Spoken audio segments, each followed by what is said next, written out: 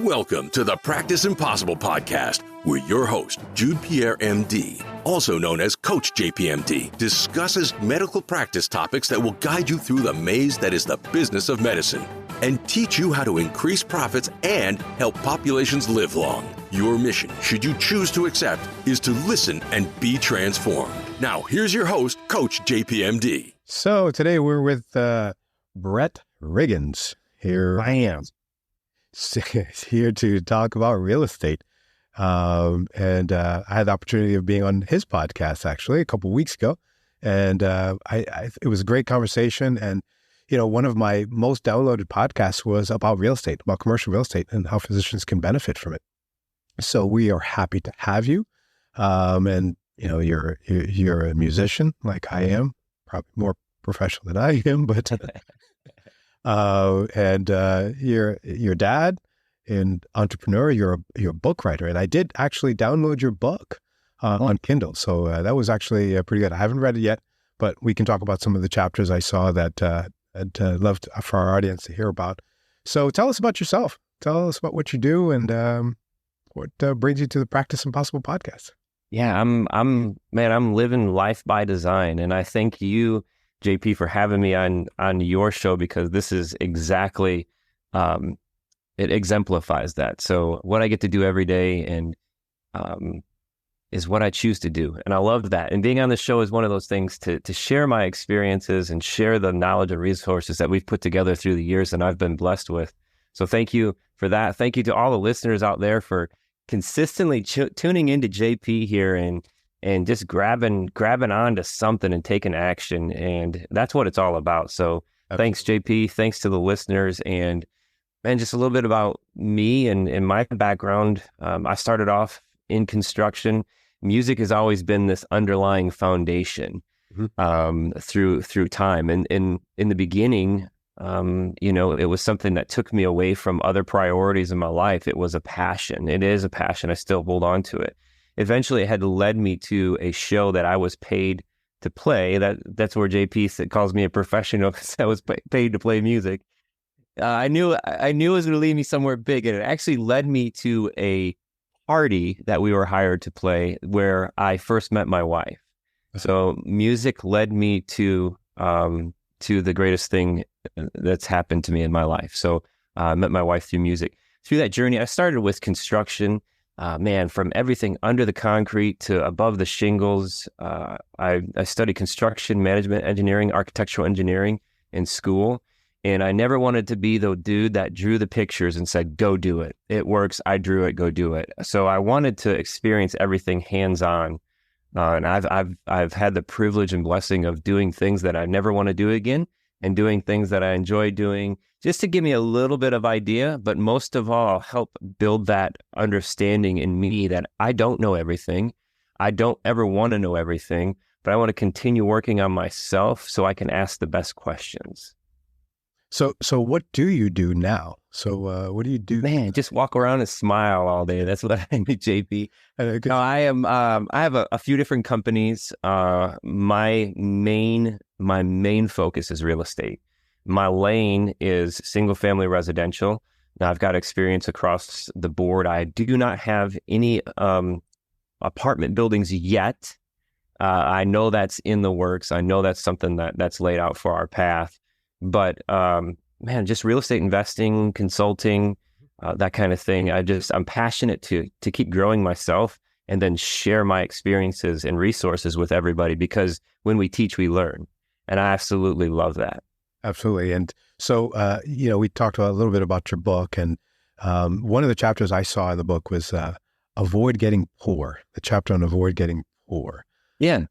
What, I haven't read it yet, but if you can give us some snippets, because I think there were some 7 things that we should not do or we should do as physicians. Yeah, I think just a summary of it. Some of the best things to know is what not to do. Mm-hmm. So when we're looking at things and this going to go across the board. The book is actually the name of the book is How to Get Rich as a Doctor, right? And I tell all of my friends and colleagues, you don't have to necessarily be a physician for these principles to take effect. So when we're looking at this, what are the things that I don't want to do in order to get the thing that I want, right? So some of the things that we're looking at, we're going to go for physicians, but across the board for everybody. And the first thing that jumps out in my mind, JP, is kind of like a lifestyle creep when it comes to physicians, particularly. And this lifestyle creep of kind of like chasing after what everybody else has or what this persona has of being a doctor. So as you go from, a low paid or no paid kind of residency, low end kind of thing, and then all of a sudden you're a physician and you're making good pay, well, we have the tendency for things to expand to the limits that we give them. So all of a sudden I have a new car, I'm buying a house, on top of all of this stuff with the massive amounts of education debt that physicians will come through. And again, just for the listeners, so the listeners know, I am not a physician. Yeah. I've not been through that path. I've been through the education path, but I've never called it an education career or a career education. I've never had that extent. So I cannot speak directly to it. I'm only speaking from the outside looking in. But this creep happens all along while having this burdensome amount of debt for many. And it's just something we're living up to either impress somebody else or to reach these goals that we've set in our mind of what we should be as a doctor. You know what I mean? I sure know what you mean, because I was there. I was one of those guys. So, I had to have a nice car. I had to have the real estate. I was flipping houses coming out of residency, and I had $150,000 of debt. Oh yeah, years ago. So I hear it, and a lot of our guests have said the same thing. My accountants have said the same thing. People who work with other physicians and healthcare providers. But what do you think is the common theme in that notion that you have to have that nice house, live in a nice neighborhood, and go to private school? Conditioning. It's conditioning. It's that we care what other people think of us in the regard of this is what everybody thinks that a doctor should be or a doctor's car should be. And we're conditioned, whether it's in our upbringing, in the things we see on TV, in print ads or whatever, it's conditioned into us. And we know, and I hear it from so many physicians. So I love speaking to younger physicians, especially coming out, just getting introduced into their career of this fallacy that physicians are wealthy. And from the outside looking in, I'm conditioned to think that physicians are wealthy. Well, guess what? You're not. You're not. You come out and you are buried, right? You're buried in debt. You're buried in a potential burnout situation that you're building. Like there's so much going on in your life, and we're just conditioned. We think that physicians are wealthy. So it's like, you've got to live up to this. I've got to drive that nice car. I've got to have this $1 million house, in even having this experience myself, JP, this house that I'm standing in right now, we bought from physicians. They moved into a bigger house or whatever. So in my mind, I'm like, ooh, I live in a house a physician lived in. It's this conditioning that we all live in. I know, being on the inside, now that's not exactly the track, but it's just ingrained the human nature to live up to this picture that we've made up in our mind. And so where do you see it changing, or how do you see it changing in the future? Because, what we want to do is provide physicians an avenue, and what do you think is the one thing that you can help physicians understand that can get them out of that mindset? Yeah.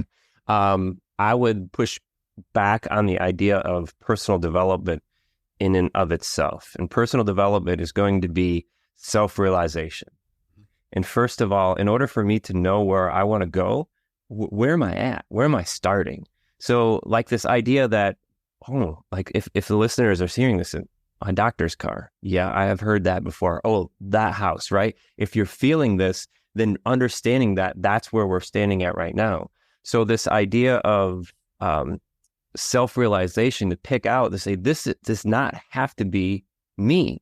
This is not me. This is not what I want to do. Then we can start having the discussion of, okay, where do we want to go? Yeah. And with that perspective, who do I need to become in order to get to where I want to go? That's a key piece.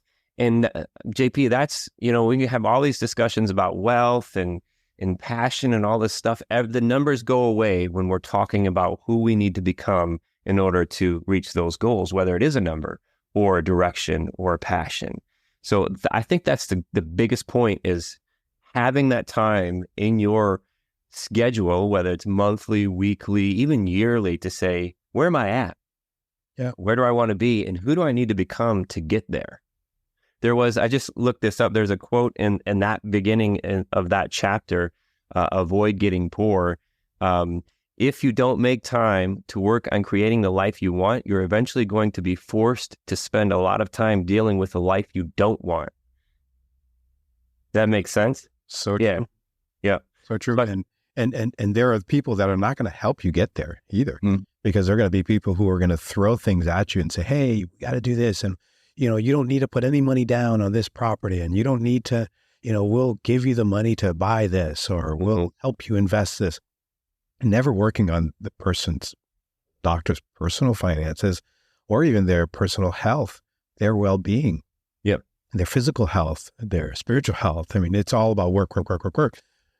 And what I find is, once they get to purchase these investments and these things, then, sometimes the investments don't go well, and then they have to work more to pay off the investments. Yep. And that working more causes more stress on them and the families. And 100%. It's burnout. In so much of that burnout conversation that I've been engaged in, so my burnout's a little different. It's not as a physician, but it's related more to a high performance. And there's so many, I'm sure, the listeners out there today who will hit that high performance target. So burnout can happen to many of us. And one of the crucial things is really, JP, is understanding the ability to say no. And I've heard it so many times. No should be a complete sentence. I shouldn't have to explain to myself to you when I say no, but so many of those things align with not only in the practice, but in investments, in life in general too. Because, if you're a go-getter, if you're hungry, you're getting after it, you're taking everything you can to learn the experience and grow. And then that's where this you're creating this machine that's going to eat you. And that absolutely aligns with investments too. And I think that pops into my mind is just encouraging everybody to just keep that perspective of not buying yourself a job. When you're investing in real estate, especially when you say, oh, I can do that, that equals you creating work for yourself. Oh, I can take care of that. Oh, I can do that. Right? When it comes down to property management, making any kind of repairs, chasing after rents, going through the acquisition process. You own accounting. Yeah, accounting. Absolutely. I can do that. I can handle that. There's no reason why I can't do that. Right? You can. But do you want to? Right? Where's the value exchange for that? Let's put this together. So everything, even in the investing world, everything we touch, you should be looking at it as a business owner, not as an employee of what you're doing, because we are all shooting for this direction to stop trading time for money. And it's just a big piece to keep that in perspective, being able to say no and aligning things with that, back to that beginning, understanding where you're at and where you're going. And who do I need to become to get to where I'm going? Does that include me changing out light bulbs or fixing toilets or doing your own accounting, right? Does that need to be me there? Yeah. So where, how do you start with a physician? So a physician comes to you and they know that you're a guru in real estate. And do you flip houses? Do you buy and hold? Do you rent? Or what is the main objective that you would want a physician to understand from you? Yeah, I want them to understand where they're at first. Okay. And it's having like a conversation like this. And it's great. I love podcasts because it's people just open up on podcasts, and I appreciate it so much. I've learned so much through it. But that's the kind of deep conversation that I want to have with somebody. I need to connect with you because I'm not here. Obviously, the companies make money. It's for profit. The biggest connection is sharing the resources with everybody. Not everybody's going to be able to work with us. We've got a company called Physician Wealth Systems, And it's the higher end, 100% done for you portfolio building. This is different. It's not turnkey investments. This is a turnkey portfolio where we're creating that real estate business for you. But that everybody's got their own journey. That's not going to align for everybody. So we need to have these deep conversations first for me to understand where you at, where do you want to go? And in that journey, can we bring you that value? Somewhere along the line, JP, no matter what you tell me, I want to have something for you. I want to have, like, on the front end, if you say, I'm interested in real estate, getting to know a little more about maybe single families. Well, that platform, the byproduct of Physician Wealth Systems, is this knowledge resource. And that's real estate residency. That's something we've put together. And I'm passionate about just giving all of this stuff away and say, hey, this is exactly how we do this. This is what we're doing. Because then you can start seeing the opportunities that right in front of you. You know, we'll get this question a lot of, where should I start? Well, if the single family solution aligns with your values and your time, and you have this perspective to look at it as a business, not another job, start right in your hometown. Mm-hmm. You know the neighborhoods, you know the markets, you have an idea of who owns a house over here. So you've got the opportunity to start there. And if you're talking about one house, two houses, the market's not going to drive your returns like if you're building portfolios. You know what I mean? Yeah. So where are you located? We had conversations and I forgot. I don't think I ever asked you. Yeah, I'm so happy to be in the Carolinas. I born and raised in Michigan, and I tell everybody I've scraped my last windshield. I shoveled my last driveway. I'm good. Palm trees and sunshine for me. Yeah. So would you recommend real estate in another state? Investing in real estate in another state? Yeah. So we went virtual just before COVID. My acquisition company, Connect Home Buyers, we're nationwide. So we were acquiring, wholesaling, flipping. We call it wholetailing. Full-on flips all over the United States. We had our pockets of our big markets. It comes down to the risk tolerance of each person. And again, that first section of self-realization is the values and the time that you have to invest in this. If you're able to build relationships, have the time to build those relationships, then boots on the ground is something that you get through relationship building. Right? It's not the actual virtual, my feet on the ground. I've done so many houses, so many houses through the years where I've never even seen them. I've never been to them, so it is possible, but it comes down to the person. I would highly encourage the ability to invest in other markets if you're doing this as a business, because we want scalable solutions that align with your values and your time. And in order to hit the most effective, I say, bang for your buck, it's probably not going to be in your backyard. I see. So you're looking at, so you're in North Carolina. Someone calls you and says they want to, understand what you do and teach and get taught, about real estate investment. Would you then connect them with the houses? Would you be like a broker of those houses, or you point them in the right direction? Great question. So I'm at like two ends of the spectrum.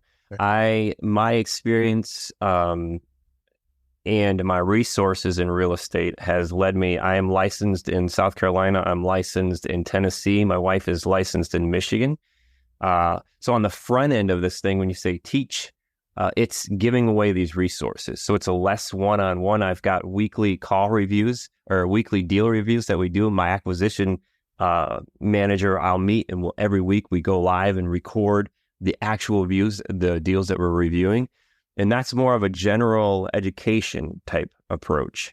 On the other end of that spectrum is Physician Wealth Systems, where I'm not necessarily teaching you how to go out and find these things. I'm building your real estate investment business. So we're creating the systems, the processes, the procedures, and the relationships to allow you to have this business that functions without you. And in that regard, my acquisition company may go out, find these deals. We'll actually put them in contract. We'll assign them to the a physician's entity that we've helped them set up. I'm not an attorney. I can't give them any legal advice. We help them get this set up. We assign that to them. We then renovate it with our team. We get it refinanced, so it connects you with our lenders, and then the physician gets it refinanced. And then our property management team, professional property management team in the area, will get the tenants marketed and filtered out and get it stabilized. So we completely stabilize a cash flowing asset for the physician with 100% ownership. They get all the values of owning it. And I would say 95% of the stress-free piece of it. So there's no such thing as passive, 100% passive income. Yeah. And it's just creating this business that allows you to step away from as much as the active as possible. So I got approached by a REIT. It's almost like a REIT, but it's a private REIT. They're selling a house right next door to us. They bought the house for, I think, $1 million, and it was a fixer-up, but they put like $500,000 in the fix-up. And I'm not saying any names, but I just looked at the process and I said, what are they doing? This is bad. And it's been on the market for about 3-4 months. Yep. How are you different than a company like that or a REIT like that? Biggest things that jump into my mind are the product and the purpose. Okay. The product of what we're doing is a long-term hold. So it's going to be held by, and the equity 100% by the physician for a long-term basis. It's not a kill and eat scenario. If I'm flipping properties, I call that kill and eat because I've got to get it, and then I consume it, then I got to go get it again. What we're setting up is long-term, whether we're doing short-term, we do short-term Airbnbs as well as long-term rentals. This is generational wealth that we're setting up. And with 100% ownership, not only do you get that cash flow and the equity that called the stackable returns of single-family residential, the principal pay down as the tenant pays the rent, it's going to pay down the principal, which directly goes to your financial statement as equity in your net worth. You're going to get cash flow, obviously the arbitrage, the difference of the expenses. You're going to get depreciation. So probably not likely we're going to get depreciation in REITs, and then we can just implement accelerated depreciation via cost segregation. And then there's always appreciation. And remember, I'll put projections in for the first year of stabilization. And these projections are going to dramatically increase. And if for the listeners not seeing me draw I think it's a parabolic curve, right? This thing is just going to go up massively as it goes on. And just think it generational as this is happening, or even in your generation, JP, the equity in this, the cash flow is increasing, the property value, rents are going up. So this is more than just a boom, kill and eat kind of thing. That's the product. And the purpose of this is it goes beyond that into why are you doing this, right? The long-term solution is a little different, and that's gonna hit a little different for every listener out there of the why behind it. For me, I'm passionate about this, and I just love the first time I learned about leveraging capital to have it serviced basically by a renter secured by a tangible asset. It just shook my world. So I was passionate about building this. And then as a high performance thing, I was like, okay, do more. But now I can do it better, and better. So I'm providing the best possible house for a family at the top market rent. So for me, that's a big piece of the value that aligns with me, but it may be different for everybody else. And then to set it up to say, all right, what's this going to look like in 10 years, 15 years? So there's just more to it, So product and purpose are the biggest things that jump out to me. Yeah, that's a great explanation. And you mentioned Airbnb, so I have to kind of throw that out there and say, what do you mean by you have some Airbnbs? Are some of those properties rented in an Airbnb situation, and do you manage those listings?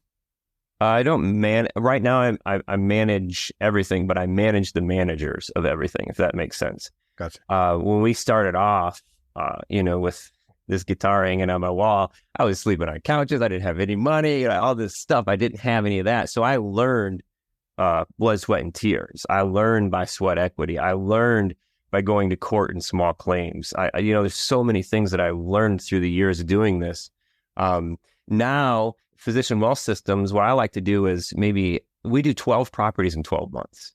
And what I like to do is throw an Airbnb in there to kind of diversify a little bit. And it's a little bit of a different product too, because then we get to have a more in-depth renovation. We have more in-depth actual, because that's more hospitality than it is having a place to rent. So I love to diversify with that a little bit. And Memphis is one of the markets we're in. And we just recently have worked with a St. Jude guest. And that to me shook my core. So that's really cool. And getting to care for that family coming through there is so, so cool. And in our own portfolios, we have a few different mixed use commercial buildings. So they'll have retail on the main level and then apartments above. I love those assets. And we'll do Airbnbs in those apartments. And just on average, we can easily double our income, our actual net income on Airbnb. So short-term versus long-term. And even in the municipalities where they call midterm, where it's 30-day minimum stays, we still double our net income on that type of stay, also allowing us to control the types of tenants that we have coming in. So say for a 1-bedroom apartment in Southwest Michigan, I was maybe getting $650 to where now in Airbnb, I'm doing probably closer to $2,000 and for a 30-day rental. But I'm paying maybe $150, even $200 a month in expenses. On top of that, it's still yielding a way better return. Oh, that's fascinating because we're looking at an Airbnb right now for ourselves. And it just popped in my mind when you mentioned St. Jude's. We're right by a hospital. Could we serve not only, the staff, the nurses, traveling nurses, but could we also serve patients? Yeah. And that's a really, really good idea. Yep. Yeah. And there's, we get a lot of like the traveling nurse, medicine type of clientele in these for the 30-day minimum stays. So this is such a wealth of information. And so what do you do aside from playing music? What other things do you do? No, you mentioned you're married. Any kids? Yep. I've got 2 children. My daughter's going to turn 9 in the end of August here in a few weeks. And her and I are on a business trip out to actually the Memphis market this week. So she's going out there with me. We're going to meet with our team. Now we've got a couple clients flying in as well too. So we're excited about that. My son is 10. Okay. And yeah, it's just a joy. Like right now you can see this studio is in my home office, which is my home. And I just get to do what I love every single day. And one of those things, I get that question a lot. I was like, what is wealth? What is wealth to you? What is freedom to you? And I say every single day, I get up and I do what I love. And one of the things that I love is real estate and doing this. So I spend a lot of time doing this, but it's intentional time. Mm-hmm. So my day may consist of 8 hours of work, but it may start at 5 a.m. till 9 a.m. and then maybe break for a couple hours, go out or, go to the gym. I just get to do what I want to do when I want to do it. So therefore I am wealthy, right? One other thing that I love doing is the gym. I absolutely love the gym. I did something called 75 Hard a couple years ago. Changed my life. If there are any listeners out there who have heard of this, you should have done it already. But if you haven't, I'm going to say, yeah, man, 75 Hard, take a look at it. And the biggest piece of this, when I explain this to you, you're like, or you might groan and moan a little bit, but if it triggers something in you, the biggest thing is taking action. That action will trigger compounding effects the rest of your life, I promise you. So 75 Hard is put together, I think, Andy Frisella. Now, he's got a potty mouth, So I would caution you on that. But he's a high performance guy. He's personal development. I'm not sure if Ed Milet had something to do with this or not either. So here we go. 75 hard. It's 75 days of a challenge. And this challenge has a few things that you've got to do each day. Now, if you miss one of these things, you've got to go back to 70. You got to go back to the first day to hit your 75 again. So here are some things that I did that changed my life consistently. I still do them, which led me into loving to work out and be healthy and eat differently. So the first thing is you got to be on a diet. It can be any diet, but it has to be a consistent diet. You can't have any cheat meals. There's no alcohol. You can't have any alcohol at all. You have to drink 1 gallon of water a day, which seems challenging at first, especially for smaller people. That's really challenging. You have to read 10 pages of a non-fictional book every single day, 10 pages. You have to take a picture of yourself every single day. And the final thing is you have to exercise twice a day for 45 minutes at a time. And yes, one of them has to be outside. Yeah. So when you hear all of this, it's like, wow, this is a crazy challenge. But what happened to me, JP, in this process, and this was, it was exactly 2 years ago, I believe. Man, I became a better father. I became a better husband. I became a better leader. I became a better person, which enabled me to do all of those things.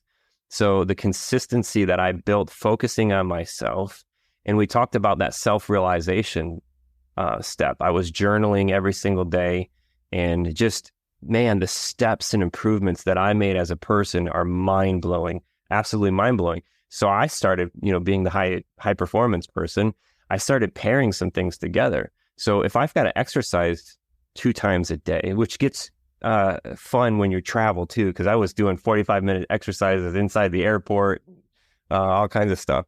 But we would do family walks. So 45 minutes, I had a scheduled time every single day with my family that I never had before. We ended up getting bicycles for the kids, getting passes to parks, all kinds of things because of this challenge. So what else is going to happen in that 45 minutes of time with your family every single day? You're going to communicate. You're going to get back to things in connection in ways that you hadn't before. And pair that off of the compounding effect of 10 pages of nonfiction. Choose some books that make you a better person, that make you a better father, that help you get more self-realization. So 75 Hard is something that will change your life, and it has changed my life. And I will be a evangelist, I think is, if that's the word for it. I don't get paid for it. I have nothing to do for it, I promise you. But the being able to pay it forward is massive, and the change that makes in your life. So if you're listening to this, the biggest thing is to search it. You can Google search 75 Hard and do it. Start tomorrow. I had no idea what keto was, JP, and we went on it. And, at that time, I'm like, okay, we picked 21 carbs for the whole day. So we ended up losing a lot of weight, which in change, we were hangry a lot. So my wife and I were doing it at the same time, which I highly encourage. If you've got family, they've got to be part of this. You've got to have a support team. But I lost 40 pounds that first time. Wow. And I didn't even there was a point where it's like, okay, I wasn't super overweight, but I was maybe a little heavier than what I should have been. I was happy. Let's say that. I was happy until I had to do something. But now I absolutely love, for me to get to the gym, I absolutely love it. I actually see a lot of physicians there as well too, in the gym. But man, it's just something I can get away. I free my mind. I sit in the sauna. I love it. I don't think we can say any more after that, because that was so much. Because that's transformative. What you just described is a transformative experience. Yet, if we all did something similar to that, I might have less patience as well. Yeah. My patience will be healthy. Yes. You'd have less patience, but more patience. There's the wordplay for you. You have everything in there. You seem like a very patient person, man, for sure. For sure. Well, I was so happy for this discussion, and this is more than I expected, especially with the 75 Hard. Yeah. Where do we find you? How do we get more of you? Great question. I think physicianwealthsystems.com is the best spot. That's kind of like the central hub, and you can find everything on there. There's a free 30-day pass into this real estate residency. Hint to the listeners, it's always free, but I try to give you some motivation to get out there and get it. So there's access to me 100%. I'm doing one-on-ones you can do with me. And again, just so I can connect with you, have a conversation with you, because everybody's journey is going to be a little bit different. So where can we bring you value? Physician Wealth Systems is that hub for everything. You can find the podcast there, Real Estate Mogul MD. JP was on there the last week or the week before. Absolutely love that show. Man, yeah, and all the Instagram, if there are any Instagrammers out there, NN Brett, it's just NNBRETT. But everything is connected. Our team has the total cohesive package around everything that can be found at physicianwealthsystems.com. Awesome. Tell them JP sent you. And I will, I'm not an affiliate, so I have to put that disclaimer out. I just want to provide information for our physicians so that they can practice in possible. Absolutely. And all these links will be in our show notes. And if you haven't yet done so, leave a review for us.